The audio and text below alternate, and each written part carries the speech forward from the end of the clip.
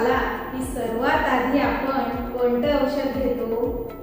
Paracetamol. पण ते योग्य पद्धतीने घेताय ना?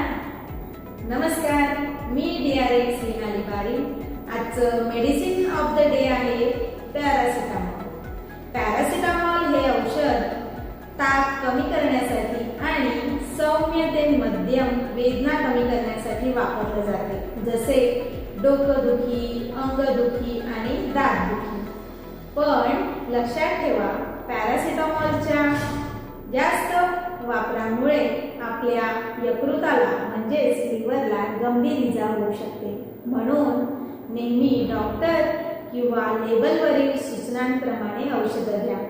एकाच वेळी पॅरासिटामॉल असलेले 2 वेगवेगळी औषधं घेऊ नका.